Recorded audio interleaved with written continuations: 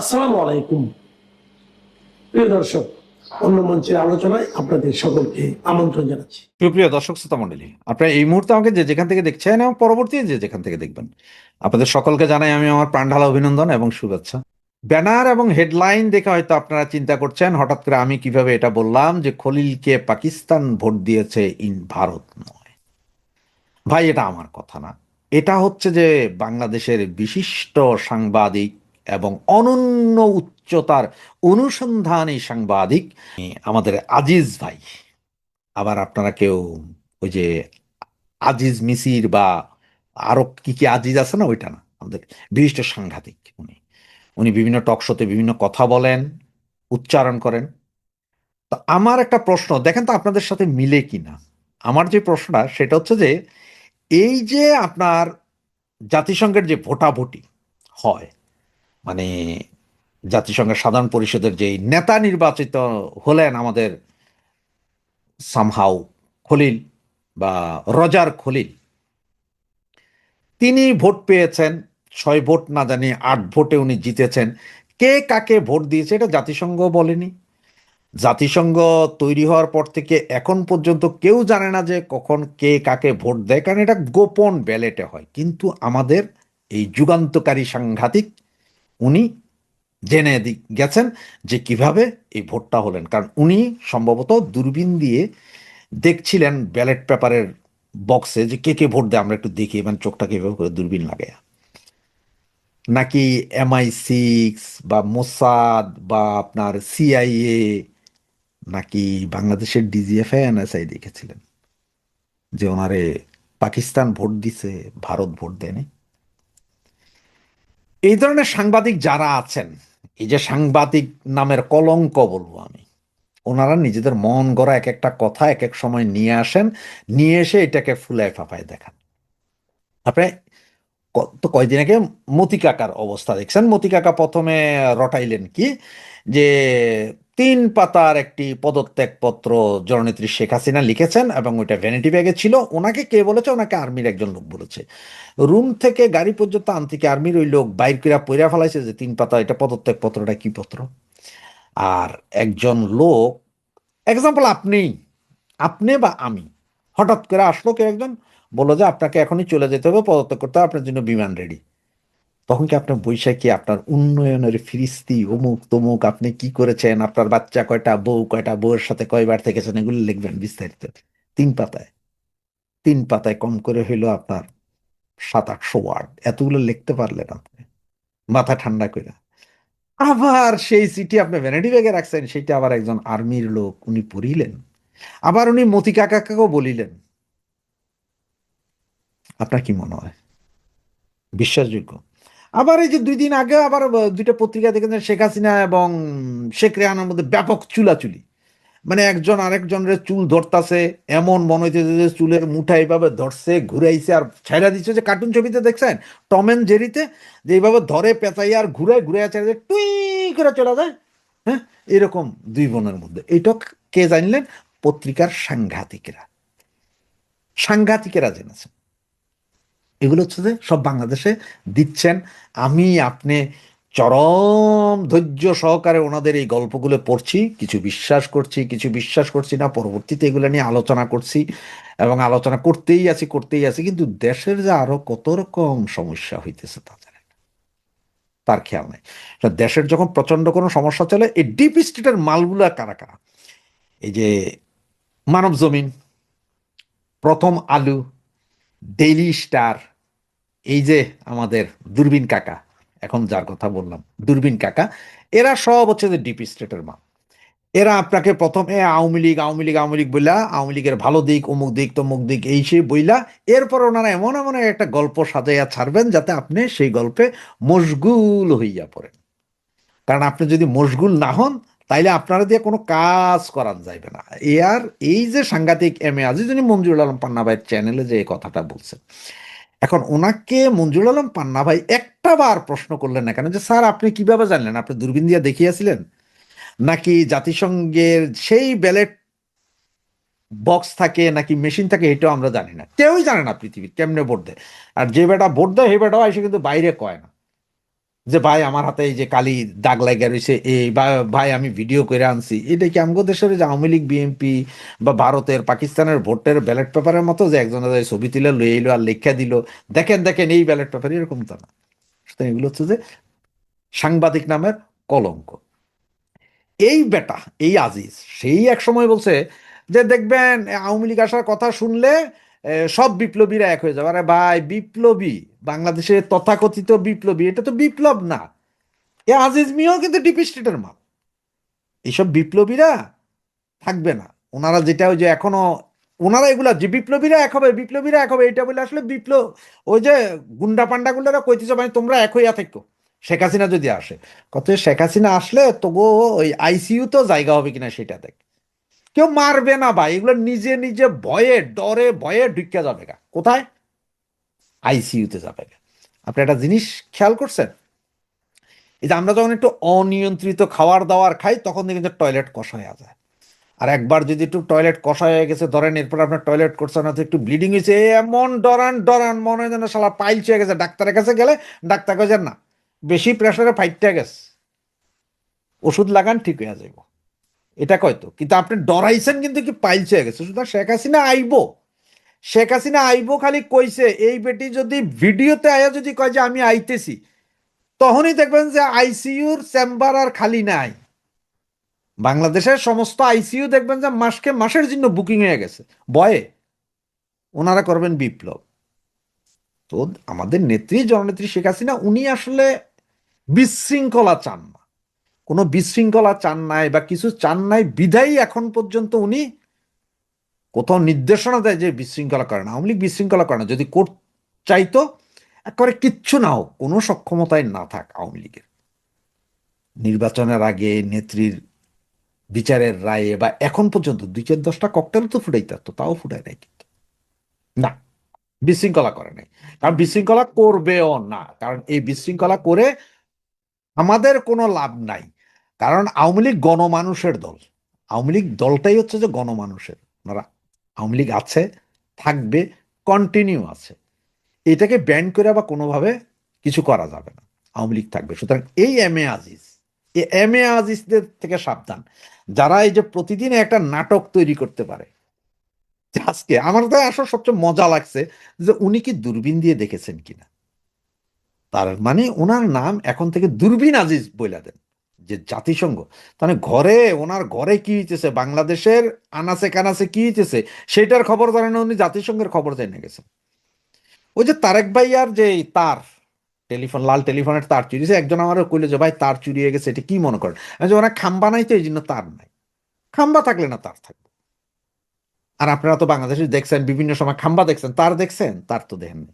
সুতরাং ওই তার চুরি হয়েছে না কি হয়েছে এটা তো তারেক ভাইয়া জানবে, আমারে জিগান কেন। তো ওই যে তার কেমনে চুরি হয়েছে, কে চুরি হয়েছে, সেইটা কয় না আজিজ ভাই। আজিজ ভাই এইটা কয় না এখন দাঁড়াইয়া যে ওনারা আওয়ামী লীগ আমলে অনেক শান্তিতে ছিলেন, দোয়াসলা জাতের মানুষ। সুতরাং এই জন্যই আমি এই ভিডিওটা করা যে উনি কি দূরবীন দিয়া দেখছেন কিনা। তো দেখেন এরকম নাটক আরো হবে, এই যে শেখ হাসিনা শেখ রেনার চুলাচুলি, আবার এরপরে দেখবেন যে হয়তো অমুক নেতা তমুক নেতায় চুলাচুলি, মানে এগুলা দিয়েই আমারে আপনারা ব্যস্ত রাখবে। এইসব সাংবাদিকদের থেকে একটু সাবধানে থাকেন। বর্তমান সরকারের তিনজন গুরুত্বপূর্ণ ব্যক্তির তিনটি বক্তব্য নিয়ে ব্যাপক আলোচনার জন্ম দিয়েছে সামাজিক যোগাযোগ মাধ্যমে। অনেকে আমার মতামত জানতে চেয়েছেন, এ বিষয়ে আজ কথা বলবো। তার পূর্বে তাদের মতামতগুলো বা তারা কি বলেছে সেটা শুনিনি। প্রথম শুনতে চাই সরকারের সবচেয়ে প্রভাবশালী মন্ত্রী, স্বরাষ্ট্রমন্ত্রী জনাব সালাউদ্দিন আহমেদ। তিনি এই সরকারেরই পররাষ্ট্রমন্ত্রী সম্পর্কে কি বলেছিলেন, অত্যন্ত গুরুত্বপূর্ণ তার বক্তব্য। আমরা সেটা একটু শুনে আসি। আপনার সরকারে একজন বিদেশি নাগরিককে আপনি জাতীয় নিরাপত্তা উপদেষ্টা করেছেন। আপনার কি সেই আক্কেল জ্ঞান নাই? একজন বিদেশি নাগরিকের কাছে এই দেশের সেনাবাহিনী নিরাপত্তা সংক্রান্ত রিপোর্ট প্রদান করবে কিভাবে ভাবলেন? তিনি রোহিঙ্গা করিডোরের নামে, মানবিক করিডোরের নামে বাংলাদেশকে যুদ্ধক্ষেত্রে পরিণত করতে চায়। বাংলাদেশের মানুষের সাথে আপনি কথা বলেননি, এদেশের রাজনৈতিক দল সমূহের সাথে কোনো আলাপ আলোচনা করেননি। অত্যন্ত এরোগেন্টলি আপনার সেই উপদেষ্টা বলছে তাতে নাকি কিছু যায় আসে না। আপনি সম্মানের সাথে বাংলাদেশে একটি অবাধ ও সুষ্ঠু নির্বাচন অনুষ্ঠানের আয়োজন করুন। ওনার কথাটা শুনলেন যে উনি বলছেন, ডক্টর খলিলুর রহমান সম্পর্কে বলছেন যে তিনি একজন বিদেশি নাগরিক, তাকে রাষ্ট্রের নিরাপত্তা উপদেষ্টা, রোহিঙ্গা বিষয়ক বিশেষ দায়িত্বপ্রাপ্ত ব্যক্তি করে বাংলাদেশের স্বাধীনতা সার্বভৌমত্ব বিকিয়ে দেওয়ার মতো অভিযোগ, এবং তাকে বলছেন যে ডক্টর ইউনূস আপনার কি আক্কেল জ্ঞান নেই। এখন এই প্রসঙ্গে ওই দলের অন্য নেতাদের আরো কিছু বক্তব্য আমরা একটু শুনি।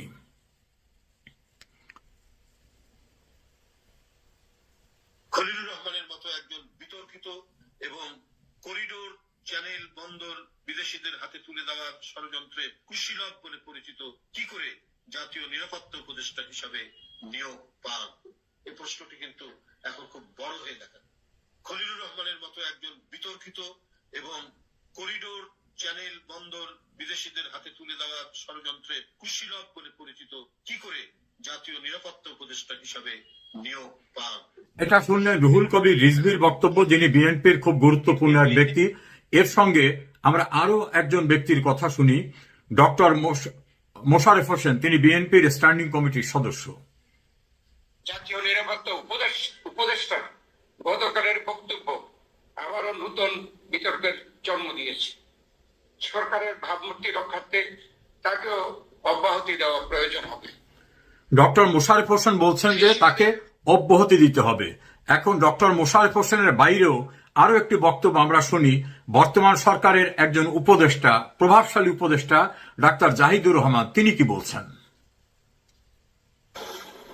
বর্তমান অন্তর্বর্তীকালীন সরকারের অনেকেই বিদেশি নাগরিক, উপদেষ্টাদের অনেকেই। এই আলাপ দীর্ঘদিন থেকে চলছে এবং এটা আস্তে আস্তে বেশ সিরিয়াস হয়ে উঠছে। এটা সিরিয়াস হওয়া উচিত।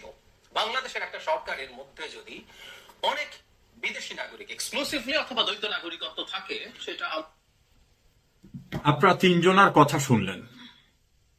স্বরাষ্ট্রমন্ত্রী সালাউদ্দিন আহমেদ বলছেন, ডক্টর ইউনূস আপনার কি আক্কেল জ্ঞান কিছু নেই?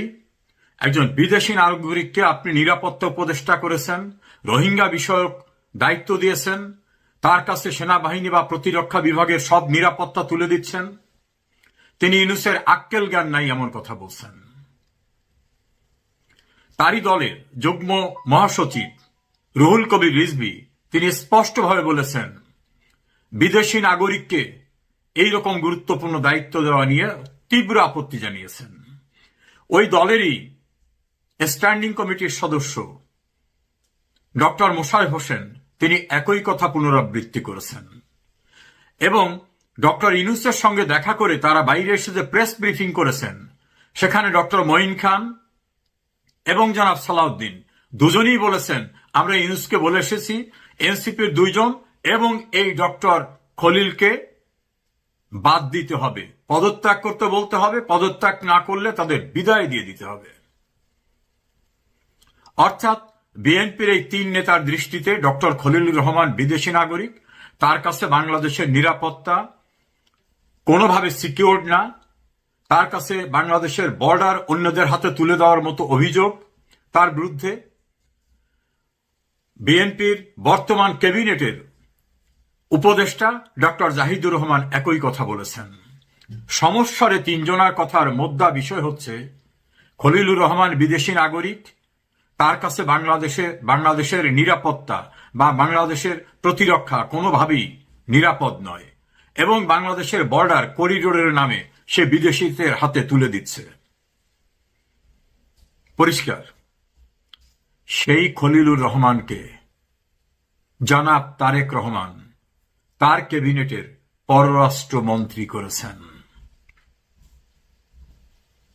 সেই খলিলুর রহমানকে, যার সম্পর্কে বিএনপির তিন নেতার বক্তব্য শোনালাম, তারা বলছেন বিদেশি নাগরিক। ইউনূস তার কি আক্কেল জ্ঞান নাই বিদেশি নাগরিককে নিরাপত্তা উপদেষ্টা করা, করিডোরের নামে বাংলাদেশের সার্বভৌমত্ব তুলে দেওয়া?